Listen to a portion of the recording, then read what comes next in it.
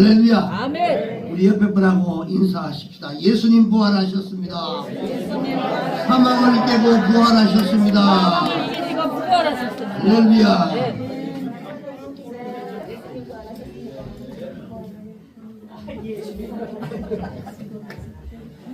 우리 예수님의 부활을 되새기는 감격적인 이런 부활절 새 아침입니다. 어둠의 장막을 거치고 또 이렇게 영광스럽고 감격에 찬 이런 생명의 새 아침을 우리가 다 맞이했습니다. 이 부활 생명의 은총이 오늘 이 교회와 주님 전에 나와서 함께 같이 예배를 드리는 여러분들과 여러분들의 가정 그리고 경영하시는 모든 일들 위해 항상 충만하기를 주의 이름으로 축복합니다. 부활은 우리 기독교 신앙의 핵심이 됩니다. 그래서 우리의 모든 신앙의 중심과 목표가 바로 이 부활에 있기 때문에 그렇습니다. 그래서 오늘 이 감격과 기쁨이 넘치는 이런 날인데 그 이유가 바로 뭐냐면 예수님이 십자가에 죽으셨다가 그리고 3일 만에 살아나신 날이기 때문에 그렇습니다. 안식 후 첫날에 이 새벽 미명에 죽으신 바로 이 예수님의 몸에 기름을 바르기 위해서 이 여인들이 무덤을 향해 쫓아갔습니다. 그때 이상하게도 무덤을 막아놓았던 돌문이 열려 있었어요. 당황한 이러한 이 여인들의 곁에는 이 찬란한 옷을 입은 두 사람이 있었는데 이 두 사람이 말하기를 어찌하여 산자를 죽은 자 가운데서 찾느냐. 그분은 여기에 계시지 않고 살아나셨다라고 이렇게 말씀을 하셨어요. 예수님이 살아나신 것입니다. 그리스도교가 여러분 다른 종교와 다른 점이 바로 여기에 있습니다. 다른 종교는 그 교주의 무덤이 있지만 예수님도 물론 무덤이 있었지만 그러나 열린 무덤이요 빈 무덤이었습니다. 자, 여인들이 이 예수님의 몸에 이 기름을 바르기 위해서 가지고 가면서 걱정했던 것이 한 가지 있었어요. 그게 뭐냐면 누가 이 돌문을 열어주겠는가 라고 하는 겁니다. 자, 이것은 누가 죽음을 이길 것인가 라고 하는 이러한 염려와 똑같은 것입니다. 그리고 또는 인간의 행복을 가로막고 있는 이 죽음의 돌문을 과연 누가 옮겨 놓을 수 있을까 하는 이러한 바로 질문이기도 한 것입니다. 그래서 여러분 철학이나 인간이 만든 종교나 어떤 사상이 이 죽음과 또한 삶의 문제를 해결해 보려고 무던히 그들이 시도해 보았지만 결국은 모두 비참하게 실패를 하고 맙니다. 그런데 예수님이 2000년 전에 오늘 아침에 무거운 돌문을 여시고 다시 살아나심으로 말미암아 인간이 지금까지 극복하지 못했던 가장 원수였던 이 죽음을 바로 극복하게 된 것입니다. 자, 예수님이 부활하심으로써 죄로 말미암아 죽었던 우리 인간이 모두 다 이 구원을 받을 수 있게 되었고 또한 예수님의 이러한 부활의 첫 열매가 됨으로써 우리도 이 땅에서의 이런 생활이 끝나게 되면 그 후에 다시금 부활할 것을 확실하게 우리에게 증거로 보여주셨던 것입니다. 자, 사람이 죽으면 그가 다시 살리겠느냐라고 하는 바로 이러한 의문이 욥 이래에 바로 인간의 끊임없는 문제가 바로 이 문제였습니다. 사람이 죽으면 어떻게 다시 살아날 수 있겠느냐라고 하는 것입니다. 그런데 예수님의 부활은 이 깊은 인간의 요구에 대한 가장 분명하고도 확실한 대답이었습니다. 예수님께서 말씀하시기를 내가 사니 너희도 또 살리라. 이렇게 말씀하셨어요. 사망에 가시는 이 세상 어느 것보다도 무섭고 아픈 가시입니다. 그 가시에 찔리게 되면 누구도 피통해하지 않는 사람이 없을 정도로 그렇게 무섭습니다. 많은 사람들이 이 사망의 가시로 말미암아 수많은 눈물을 흘렸습니다. 우리가 인간들이 보통 말하는 이 4대 성인이라고 말하면 소크라테스, 그리고 공자, 그리고 석가, 그리고 예수 그리스도, 이 사람들을 보고 4대 승인이다 라고 이렇게 말하는데, 그런데 예수를 제외한 다른 이 자들이 모두 다 죽어가지고 흙으로 돌아갔습니다. 소크라테스는 73세로 세상을 떠나 죽었습니다. 그리고 공자도 74세에 자신의 죽음 앞에서 태산이 무너진 것 같다라고 그렇게 고백하면서 인생의 무상함에 좌절하면서 죽었습니다. 그리고 석가도 80세에 한 줌의 흙으로 돌아갔습니다.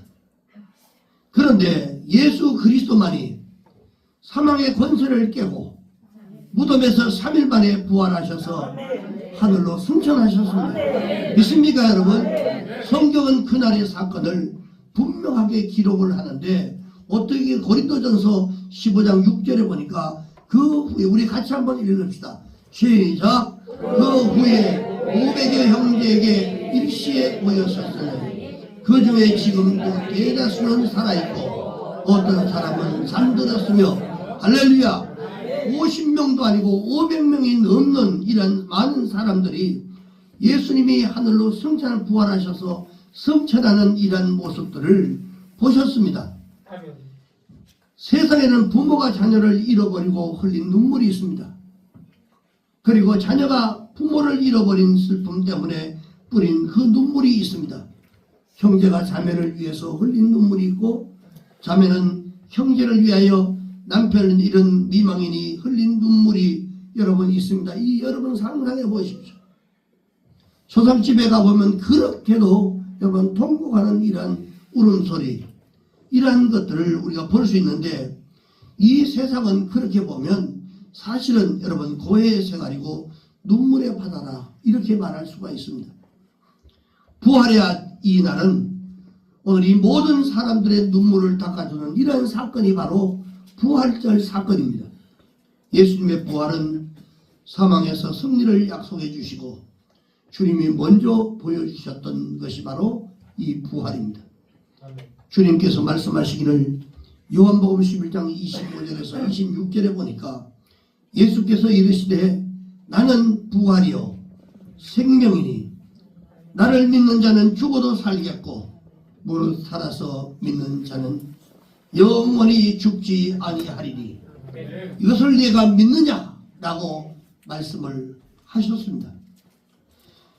나는 부활이다, 생명이다, 나를 믿는 자는 죽어도 다시 사는 역사가 나타난다.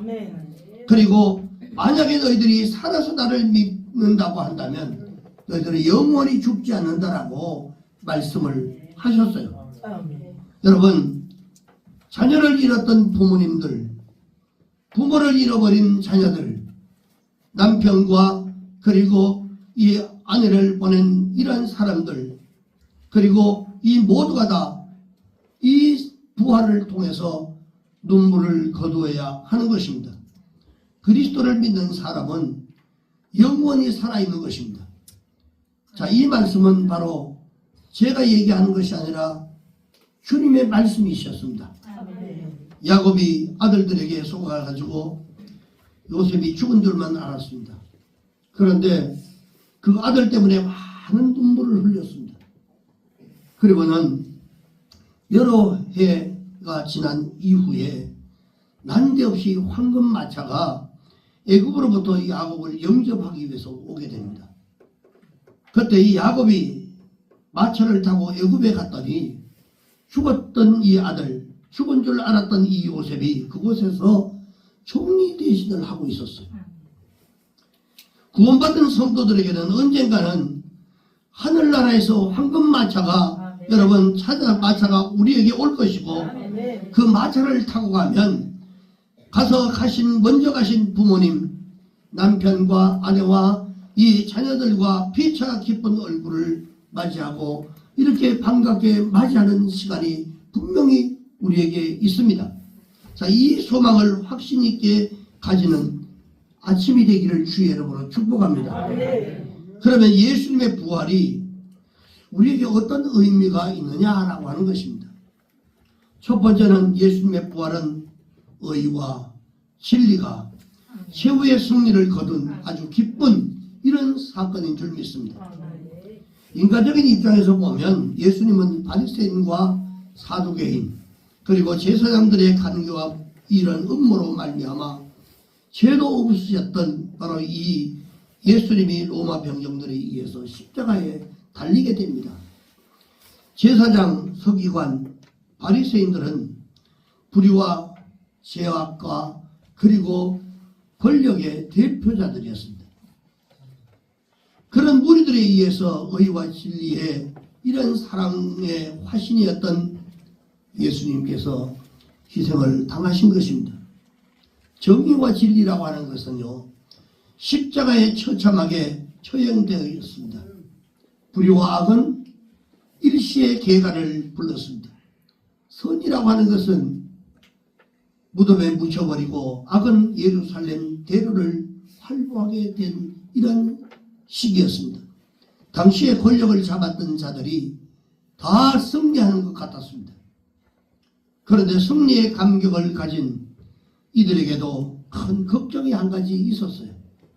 그들이 이젠 예수를 잡아 죽였기 때문에 우리는 다 이겼다라고 하지만 그러나 그들에게 한 가지 걱정이 있었는데 이 걱정이 뭐냐면 평소에 예수님이 제자들에게 말씀하시기를 내가 죽어도 3일 만에 다시 부활한다는 이런 이야기였어요. 이게 늘 마음에 걸렸습니다.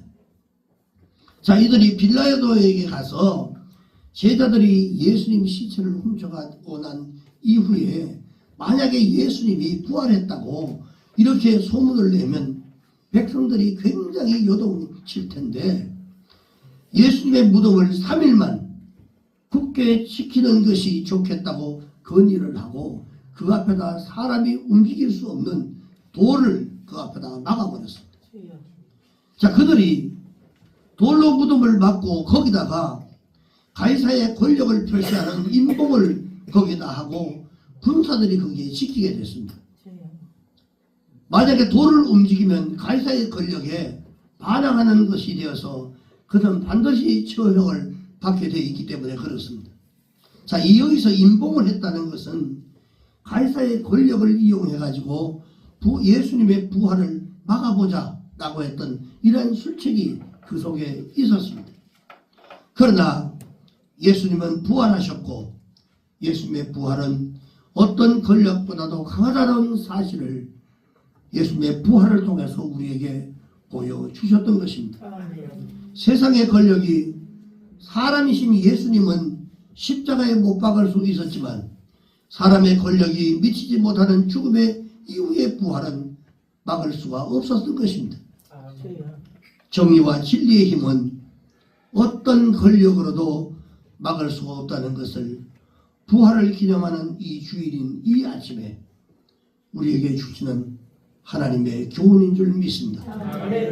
주님은 부활하셨습니다.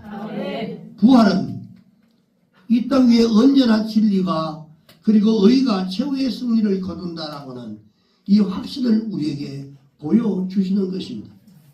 의와 진리는 어떤 권력이나 물량적인 어떤 힘으로도 절대로 막을 수 없다라고 하는 사실을 우리에게 보여준 것입니다. 석가가 어느 곳에 지나가는데 한 불자가 참사를 당해서 애국하고 있던 바로 그 시대에 그때 이 석가가 거기를 지나가게 됐습니다. 그러면서 그 석가를 붙잡고 애원을 합니다. 당신은 대선생이니 죽은 내 아들을 좀 살려주시오. 그렇게 간곡히 부탁을 했습니다. 애걸하는 이 모습을 안타까워했던 이 석가가 그 불자에게 이렇게 말합니다. 너는 가서 3대 동안 장례를 한 번도 치르지 않는 집에 가서 백미 한 대를 구해가지고 오면 이 아들을 살릴 수 있다라고 그렇게 얘기를 했습니다. 이 말에 이 3대 동안 장사를 치르지 않았던 이러한 상갓집을 찾아 나섰는데 그러나 부인은 그냥 돌아올 수밖에 없었습니다. 세상에 3대에 걸쳐서 장례를 치르지 않는 집이 없었기 때문에 그렇습니다. 석가는 부인에게 이렇게 말합니다. 너 보아라. 산은 집집에 임하고 사람마다 당하는 일이니 너 홀로 애통할 것이 무엇이냐. 이렇게 얘기했어요. 사람이 죽는 것은 집집마다 일어나는 것이고 누구나 다 통고하는데 너만 애석하게 통고한 것이 아니다. 이렇게 얘기를 합니다. 자, 이 말을 들었던 이 부인이 오랜 생활 동안 생각 끝에 무성한 인생사를 버리고 석가의 길을 그냥 따랐다라고 하는 이런 얘기가 있습니다. 예수께서 나인성을 지나실 때에 가부의 아들이 죽은 이런 장례 행렬을 지나가는 것을 보고 그 외아들을 살려준 사건들을 우리가 알고 있습니다. 이것이 석가와 예수님이 다른 그런 점인 줄 믿습니다. 여러분, 석가의 설법은 이론에 해당하고 그래서 죽은 자는 여러분 살릴 수 없다고 그렇게 말합니다. 예수님은 생명을 살려내는 권능을 가지고 계시는 것입니다. 석가는 가르치는 법을 가졌지만 생명의 주인은 아니었습니다. 그러나 예수님은 생명을 주시는 생명의 주님이셨습니다. 여러분, 우리는 이 부활의 아침에 생명의 그 주님을 오늘도 우리가 기쁜 마음으로 맞이하고 여러분 마음속에 모시기를 주님의 이름으로 축복합니다. 두 번째는 예수님의 부활은 실망한 자가 새 힘을 얻는 사건이었습니다.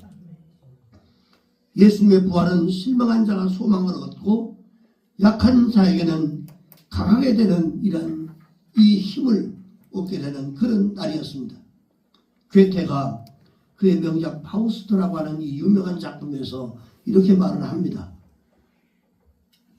파우스트가 세상의 모든 학문과 기술을 통달하고 그리고 그 다음에 그 마음에 평안이 있어야 되는데 평안이 없었어요. 모든 학문과 기술을 통달하던 그 사람에게도 이 마음에 평안이 없었는데 그래서 이 삶의 수수의 길을 해결해 보려고 무던히나 노력을 했는데 결국은 해결하지 못하고 독약을 마시고 스스로 생명을 끊으려고 했던 바로 그 순간에 새벽 공기를 타고 멀리서 들려오는 성가대가 부르는 예수 다시 사선내라고 하는 이러한 부활의 찬송을 듣게 되고 그는 새로운 용기와 희망을 얻어가지고 재생의 길을 걷게 되었습니다. 자, 예수님을 잃어버리고 고독하고 외롭게 지냈던 이 막달라 마리아도 부활하신 바로 이 예수님을 만나고서 그의 슬픔과 고독이 안개처럼 사라지고 말았습니다. 또한 부활하신 예수님과 함께하는 자는 슬픔 속에 살아도 안 되고 여러분 외롭게 살아도 안 된다는 이 말씀을 우리에게 하고 싶은 것입니다. 예수님은 우리를 그와 같이 버려두지 않는다고 성경을 통해서 우리에게 약속하고 있습니다. 아멘. 실망을 안고 실패를 거듭했던 고기잡이 출신들의 이러한 제자들에게 나타나신 부활하신 예수님은 새로운 용기를 그들에게 주셨습니다. 부활하신 주님이 불안과 허무, 회의와 그리고 의심을 안고 엠마오로 내려가는 두 청년에게 나타나셔서 그들에게 새 힘과 소망을 주셨습니다. 부활하신 주님을 만난 사도 바울도 그의 삶이 완전히 바뀌게 되었습니다. 부활하신 주님을 만난 웨슬레는 담대히 복음을 전파하면서 윤리와 도덕적으로 파탄에 빠져가던 영국을 건져내는 이런 큰 일을 하게 됐습니다. 그가 복음을 전하며 곳곳마다 불의의 세력은 사라지고 영국의 역사가 새롭게 바뀌는 이러한 일들이 벌어지게 됐습니다. 오늘 열린축복교회 우리 교회도 또 교회를 섬기는 성도님들의 삶에도 부활의 주님을 만나야만 여러분 가치관이 변하게 되고 삶이 변하게 되고 교회가 새로운 부흥의 역사가 일어나게 되는 것입니다. 부활의 이 사건은 과거의 2000년 전에만의 일이 아니라 지금도 부활의 능력은 여전히 나타나고 있음을 여러분 꼭 기억하시기를 주 여러분은 축복합니다. 오늘 예수 믿는 사람 모든 사람들은 생명을 소유한 사람들입니다. 그리고 여기 앉은 저와 여러분들도 함께 같이 이 생명을 소유한 사람들인 줄 믿습니다. 예수 그리스도의 부활은 성경대로 십자가에서 예수님이 죽으시고 그리고 성경대로 사흘 만에 다시 살아나셨습니다. 다시 사신 예수님이 제자들과 여러 형제들에게 나타내 보이셨습니다. 부활하신 예수 그리스도가 우리의 길이고 우리의 진리요 생명인 줄 믿습니다. 말씀을 마무리합니다. 부활의 능력은 그리스도인은 필연적으로 만나야 할 사건인 줄 믿습니다. 그리고 우리의 신앙의 삶의 한가운데도 우리의 가정 한가운데도 부활의 은혜가 임해야 할 줄로 믿습니다. 그래야 산자를 죽은 자 가운데 찾는 일이 없어집니다. 그리고 부활의 소망이 넘치게 되고 또한 부활의 믿음이 확고해지고 정의와 진리가 가려진 곳에 여러분 정의와 진리가 부활하는 역사가 일어나게 될 것입니다.